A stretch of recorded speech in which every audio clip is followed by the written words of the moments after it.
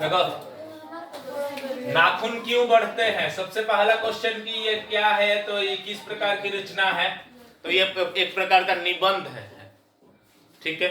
वो भी किस प्रकार का निबंध, तो ललित निबंध। ललित निबंध किसको कहा जाएगा, तो विचार पूर्वक, यानी कि किसी विषय पर विचार करके कोई टॉपिक ले लिया जाएगा और उस टॉपिक पर पहले विचार किया जाएगा और कुछ विचार करके जो निष्कर्ष निकलेगा उसको क्रमबद्ध तरीके से सजा देंगे और उसके बाद उसको लिख देंगे, तो वो ललित निबंध होता है।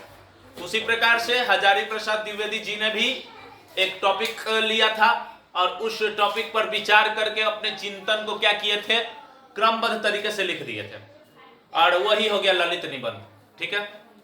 तो ये एक प्रकार का ललित निबंध है।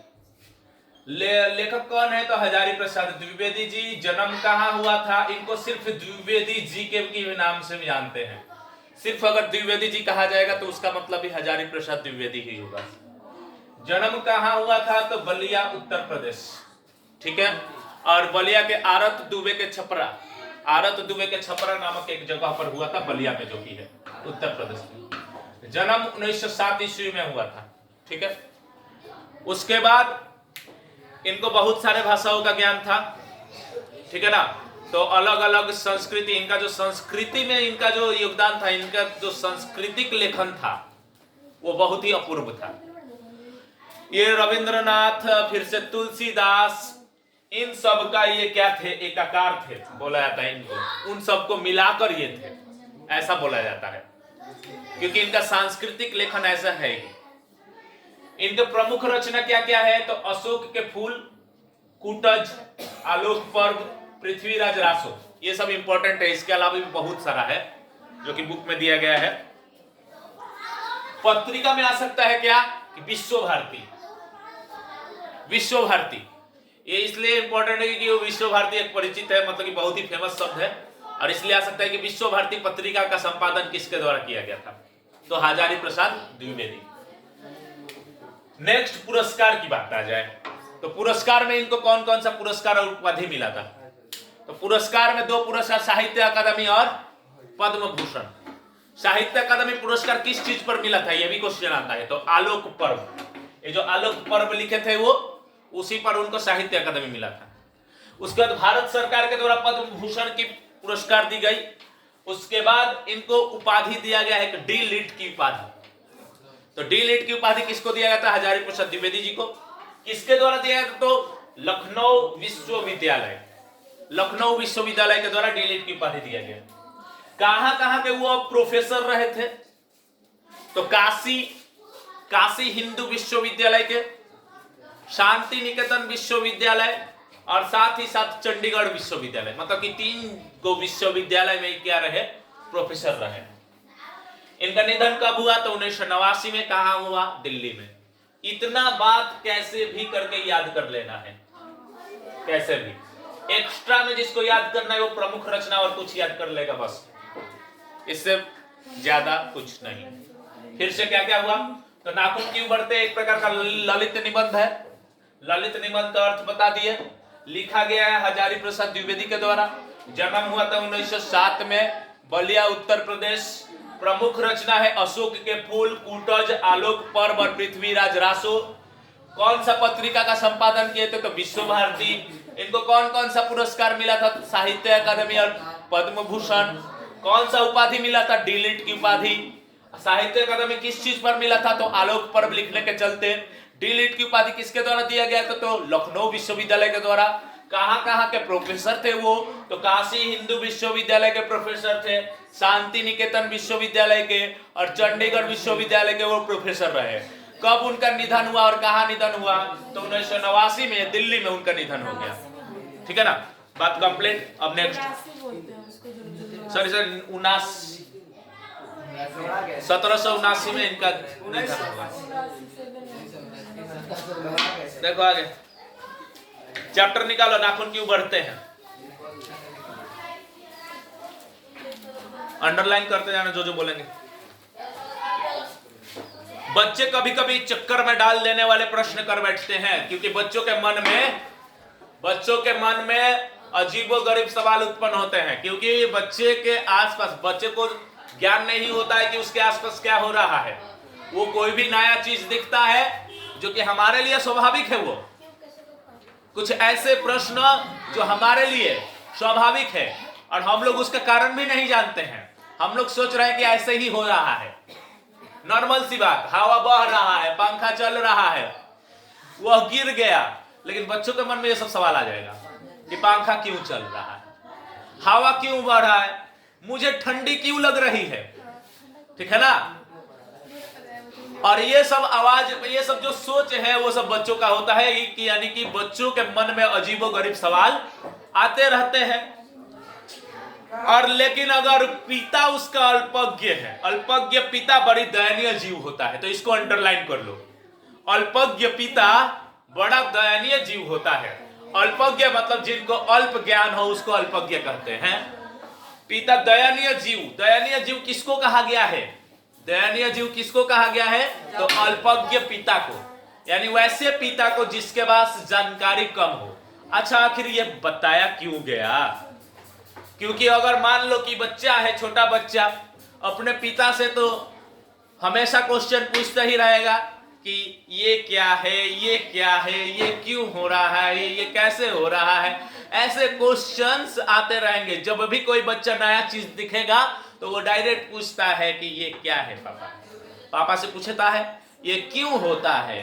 तो इसीलिए कहा गया है अगर पिता के पास ज्ञान नहीं है, अल्पज्ञ है, तो वो बहुत ही दयनीय है। क्यों, अपने बच्चे के सामने, ठीक है ना। सेम वैसा ही कंडीशन इनके साथ भी हुआ। बोला गया है कि मेरी छोटी लड़की ने जब उस दिन पूछ दिया कि आदमी के नाखून क्यों बढ़ते हैं, तो मैं कुछ सोच ही नहीं सका। ये हजारी प्रसाद द्विवेदी जी बोलते हैं कि उनकी जो लड़की है, उनकी लड़की ने भी ऐसा ही एक सवाल पूछ दिया, क्या, कि नाखून क्यों बढ़ते हैं, ठीक है ना। तो उनका भी हालत उसी प्रकार दयनीय जीव के जैसा भी हो गया था, क्योंकि वो उस समय कुछ सोच ही नहीं पाए, ठीक है ना। तो अगर क्वेश्चन आ गया कि हजारी प्रसाद द्विवेदी जी के सामने यह सवाल कैसे उत्पन्न हुआ कि नाखून क्यों बढ़ते हैं, तो बोलेंगे क्या, हजारी प्रसाद द्विवेदी जी की लड़की ने एक दिन अचानक उनसे सवाल पूछती थी, उनके मन की, उसके मन में एक भावना उत्पन्न हुआ कि उसका नाखून क्यों बार बार बढ़ जाता है, बार बार काट देने के बाद भी वो नाखून फिर से क्यों उग जाता है, यह उसके मन में भावना उत्पन्न हुआ। और अपने भावनाओं को, यानी अपने मन में सवाल का समाधान खोजने के लिए वो किसको बोली, अपने पिताजी को। तो यही कंडीशन हुआ था, इसी कारण सवाल उत्पन्न हुआ था, ठीक है। अब वो क्या क्या बोली थी वो बच्ची अपने पिताजी से, कि हर तीसरे दिन नाखून बढ़ जाते हैं, हर तीसरे दिन, मतलब कि हर तीसरे दिन का अर्थ आज काटेंगे तो आज के बाद तीसरा दिन फिर से बढ़ जाएगा, फिर से काटेंगे तो फिर से तीसरा दिन बढ़ जाएगा, यानी हर तीसरा दिन क्या होता है, नाखून बढ़ जाता है। बच्चे कुछ दिन तक अगर उन्हें बढ़ने दे तो माँ बाप अक्सर उन्हें डांटा करते हैं। अगर मान लो कि कोई बच्चा अपना नाखून को बढ़ने देता है तो उसके माँ बाप उसको डांटते हैं। अब वो तो छोटी बच्ची थी ना, अब उसके मन में ये क्वेश्चन आया कि आखिर मैं अपने नाखून को बढ़ाती हूं तो मेरे माता पिता मुझे क्यों डांटते हैं, आखिर छोटी बच्ची है, मन में सवाल उठ ही सकता है कि नाखून तो अपने आप ना बढ़ता है, नाखून तो अपने आप बढ़ता है, तो उसको बढ़ने दे तो आखिर हम लोगों को डांट क्यों पड़ती है। आगे, पर कोई नहीं जानता कि यह नाखून क्यों इस प्रकार से बढ़ रहा है। काट दीजिए, वे चुपचाप दंड स्वीकार कर लेंगे, काट दीजिए। अब आंसर क्या हुआ कि नाखून को काट दीजिए, वो चुपचाप अपना दंड स्वीकार कर लेंगे, यानी कि उसको दंड दिया जा रहा है, उसको काटा जा रहा है नाखून को, ठीक है ना, चुपचाप दंड को स्वीकार कर लेगा। लेकिन निर्लज्ज अपराधी की तरह फिर से वो वहां पर उग जाएगा। तो आखिर निर्लज अपराधी को अंडरलाइन करो जल्दी से। निर्लज अपराधी को सिर्फ अंडरलाइन करना ऑब्जेक्टिव क्वेश्चन के लिए कि निर्लज अपराधी किसको कहा गया, तो नाखून को। निर्लज अपराधी किसको कहा गया, नाखून को। नाखून को अगर काट दिया जाए तो वो कुछ जवाब नहीं देगा, दर्द भी नहीं होगा। दर्द होगा हम लोगों को, इसीलिए कहा गया है कि चुपचाप कटवा लेंगे, चुपचाप अपना दंड स्वीकार कर लेंगे। लेकिन निर्लज अपराधी, निर्लज अपराधी का मतलब क्या होता है, जो अपराध करने से लज्जा नहीं आती है जिसको, यानी कि वो फिर से अपना अपराध को दोहराता है, उसको कहा जाता है। यानी कि नाखून को काटा गया, नाखून को दंड दिया गया कि तुम अपराध किए हो ना, लो।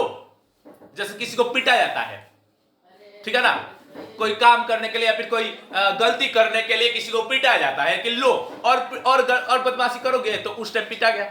लेकिन वो फिर से उसी गलती को दोहराएगा तो उसे क्या बोलेंगे, निर्लज अपराधी। सेम वैसा ही कंडीशन किसका है, नाखून का।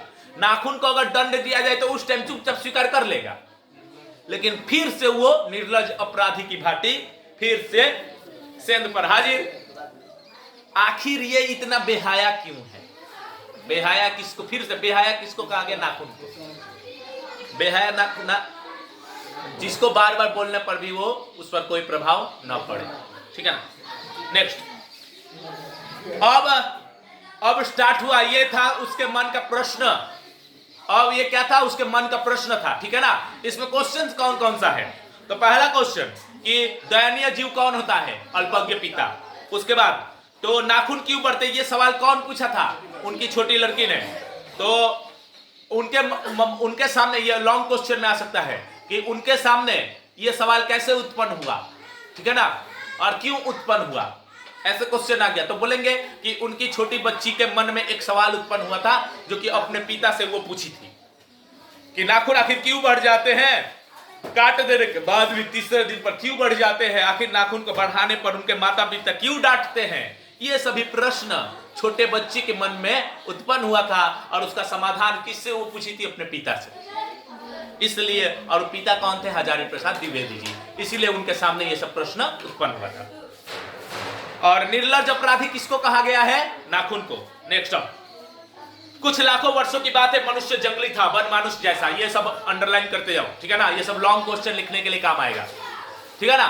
तो कुछ लाखों साल की बात, लाखों वर्षों की पहले मनुष्य क्या था, जंगली था, वन मानुष, जिनको क्या बोलते थे, वन मानुष, यानी वन में रहने वाला मानुष, वन में रहने वाला मनुष्य था। उसे नाखून की जरूरत थी, ये सब इंपॉर्टेंट चीज है, याद रखते जाओ। नाखून की जरूरत थी मनुष्य को, कब, लाखों वर्ष पहले, ये सब लिखना है। लाखों वर्ष पहले मनुष्य को नाखून की जरूरत थी, जब वो जंगल में रहा करता था वन मानुष के समान, ऐसे लिखना है। क्यों नाखून जरूरी था, ये भी लिखना तुम लोग। अपने जीवन की रक्षा करने के लिए और जीवन यापन करने के लिए, जीवन यापन करने के लिए भी, जीवन यापन करने के लिए उनको खाने की जरूरत है, जो कि नाखून से करते थे, या फिर नाखून से अपना रक्षा करते थे वो लोग। नाखून किस लिए काम आता था, उनका जीवन रक्षा करने के लिए नाखून काम आता था। असल में वही उसकी अस्त्र को अंडरलाइन कर लो कि वन मानुष का या फिर जंगली मनुष्य का अस्त्र क्या था, मुख्य अस्त्र उसका नाखून था, ठीक है ना।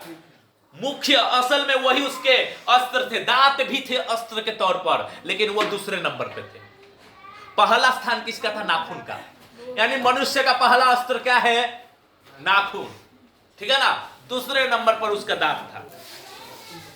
उन दिनों क्यों नाखून की जरूरत क्यों पड़ती थी, अगर क्वेश्चन उत्पन्न हुआ कि नाखून की जरूरत कौन कौन काम के लिए पड़ता था, कौन कौन से काम के लिए, तो उनको जूझना पड़ता था। क्या करना पड़ता था, दूसरे किसी जंगली जानवर से या फिर दूसरे किसी से जूझना पड़ता था, तो अब वो नाखून का काम करता था। अपने प्रतिद्वंदियों को पिछाड़ना था।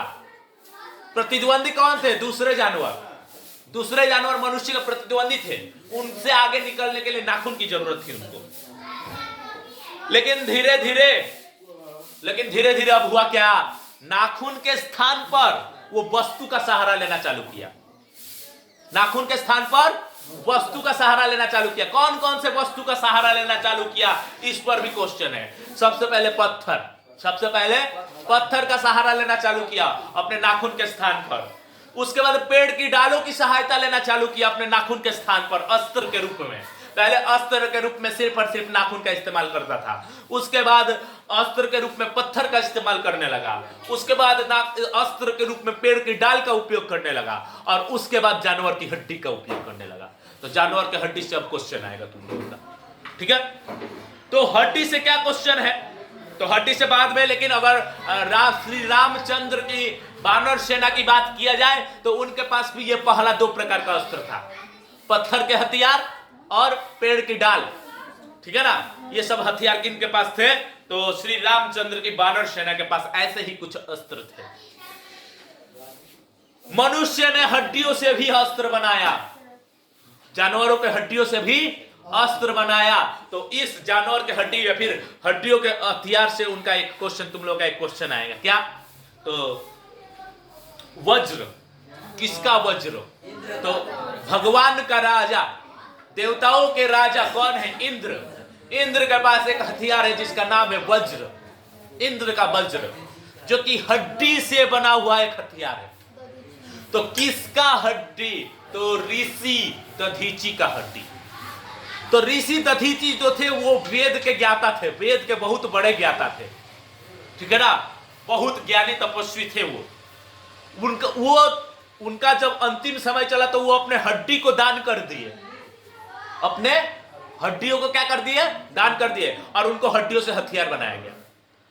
उनके हड्डियों से धनुष भी बनाया गया था, 3 धनुष बनाया गया था उनके हड्डी से, और साथ ही साथ एक वज्र भी बनाया गया था।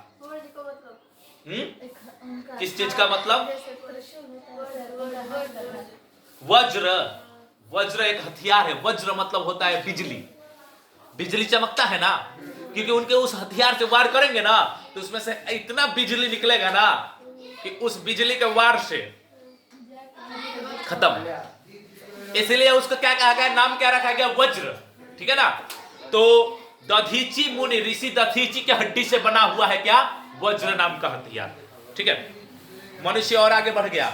अब देखो ध्यान से, अभी किस चीज का बात चल रहा है कि नाखून को क्यों छोड़ दिया मनुष्य, तो बोलेंगे क्या, पहले नाखून पर सहारा करता था हथियार के लिए, दांत भी थे, ये भी लिखेंगे, दांत भी थे, लेकिन मुख्यतः किसका इस्तेमाल करते, नाखून की, किस लिए, दूसरे जानवर से जूझने के लिए, दूसरे जानवरों को पीछा करने के लिए, अपना शिकार करने के लिए, यौन व्यापन करने के लिए वो किसका इस्तेमाल करते थे, नाखून का इस्तेमाल करते थे। लेकिन जैसे जैसे समय बढ़ते गया वो लोग पत्थर का इस्तेमाल करने लगे, पत्थर के बाद पेड़ की डाल का इस्तेमाल करने लगे, पेड़ की डाल के बाद हड्डी की इस्तेमाल करने लगा। हड्डी से तुम लोगों का क्वेश्चन है, ठीक है। नेक्स्ट और आगे बढ़ा, अब आ गया धातु। किस चीज के हथियार, धातु के हथियार। और धातु के हथियार वाला टॉपिक में, इस धातु के हथियार वाला टॉपिक में देवता लोग का भी बात आएगा, ठीक है ना। ये थोड़ा सा बड़ा टॉपिक है, देखो सुनो। धातु के हथियार के बाद क्या महत्व था, तो लोहे के अस्त्र, लोहे का अस्त्र शस्त्र। तो जिनके पास लोहे का अस्त्र शस्त्र था वही विजयी हो गए। कौन विजयी होते थे, जिनके पास लोहे का अस्त्र शस्त्र था। देवताओं के पास नहीं था, देवताओं के पास नहीं था, इसलिए देवता लोग हेल्प मांगने लगे, किससे, तो जो धरती पर जो राजाएं थे, मनुष्य के राजा, उन लोगों से मदद मांगते थे। किस लिए, कारण क्या था, तो कारण था लोहे का अस्त्र। क्योंकि जो धरती पर राजाएं थे वो लोग लोहे का अस्त्र का इस्तेमाल करते थे, जो कि देवताओं के पास था नहीं, ठीक है ना। इसलिए देवता के राजा किससे मदद लेते थे, जो धरती के राजाएं थे, मनुष्य के राजा, उनसे सहायता लिए थे, ठीक है। जिनके पास लोहे का अस्त्र था वो विजयी हो गए, ठीक है। असुर, असुरों के पास बहुत सारी विद्याएं थी, असुरों के पास बहुत सारे विद्याएं थी, लेकिन एक चीज नहीं था, क्या, लोहे का अस्त्र, ठीक है। लेकिन शायद घोड़ा भी नहीं था। लेकिन आर्य, ये इंपॉर्टेंट क्वेश्चन अब है, आर्य के पास क्या क्या था। आर्य के पास लोहे का अस्त्र भी था। आर्य कौन है, तो भारत में रहने वाले प्राचीन निवासी, आर्य डायरेक्ट कहा गया, ठीक है ना। तो भारत में रहने वाले जो मनुष्य थे उनके पास क्या क्या था, विद्याएं भी थी, एगो चीज हुआ। अस्त्र शस्त्र था लोहे का, दूसरी चीज हुआ और तीसरा चीज अश्व। ये तीनों चीज किसके पास था? आर्य के पास था। कौन कौन सी चीज? लोहे का अस्त्र और साथ ही साथ घोड़े और विद्याएं। लेकिन असुरों के पास सिर्फ और सिर्फ विद्या था। ठीक है, जिसके कारण असुर हार गए, राक्षस हार गए, नाग भी हार गए मनुष्य के सामने। इस लोहे के अस्त्र के सामने नाग भी हार गए, सुपर्ण भी हार गए। तो सुपर्ण कौन होते हैं? तो सुपर्ण किसको कहा जाता है? जिसके पास सुंदर सा पंख हो। सुपर्ण कहा जाता है विष्णु जी को। यानी वो भी हार गए, सुपर्ण भी हारे। उसके बाद यक्ष हारे। यक्ष क्या होते थे? तो देखो, राक्षस का जो समूह था ना, पहले दो ग्रुप में राक्षस बनता था। एक ऐसे लोग होते थे, राक्षस का मतलब होता है क्या? तो एक लोग होते थे जो कि यज्ञ होता था ना, यज्ञ में बाधा पहुंचाते थे। ठीक है ना, अनुचित कार्य करते थे, मनुष्य को बिना मतलब का मार डालते थे, तो उनको राक्षस कहा जाने लगा। और जो मनुष्य की रक्षा करते थे, रक्षा करने वाले लोग जिनके पास जादुई विद्या थी, उनको यक्ष कहा जाता था। क्लियर? और वो यक्ष भी हार गए। उसके बाद गंधर्व भी हारे। तो गंधर्व किसको कहते हैं? तो स्वर्ग में रहने वाले कुछ देवताओं का ही ये प्रजाति होते हैं, गंधर्व क्या होते हैं? स्वर्ग में रहने वाले देवताओं की एक प्रजाति है जिनका नाम क्या है? गंधर्व बहुत सारे समूह हुए हैं। ठीक है ना, गंधर्व भी हारे, असुर भी हारे, राक्षस भी हारे। यानी कि इस लोहे के हथियार के सामने सब लोग हार गया। लोहे के अस्त्र ने बाजी मार ली और इतिहास लोहे के अस्त्र के आधार पर ही आगे बढ़ते चला। यानी मनुष्य नाखून से लोहे पर आ गया और लोहे का हथियार जिसके पास था वो जीत भी गया। कौन कौन सा लोहे का हथियार? तो पतीले वाले बंदूक, कारतूस, तोप, बम वर्षक, वायुयान, ये सभी ने इतिहास को कीचड़ भरे घाट तक घसीटा है। मतलब कि ये सब जितना भी चीज का नाम बताया गया, हथियारों का नाम, इन सब हथियार के कारण मनुष्य जिस घाट पर पहुंचा है वो कीचड़ से भरा हुआ।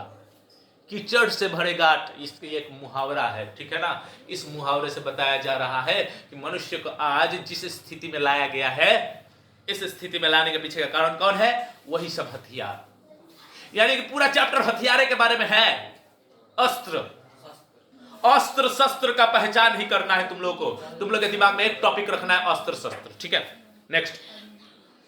नखधर मनुष्य अब एटम बम पर भरोसा करके आगे बढ़ चला है। इसको भी अंडरलाइन कर लो। नखधर मनुष्य यानी नाखून को धारण करने वाला मनुष्य। नाखून को धारण करने वाला मनुष्य, देखो बताया क्या जा रहा है? नाखून को धारण करने वाला मनुष्य मतलब जो मनुष्य एक दिन इस नाखून पर निर्भर रहता था, आज एटम बम पर निर्भर करके आगे बढ़ रहा है। पर उसके नाखून अभी भी बढ़ रहे हैं।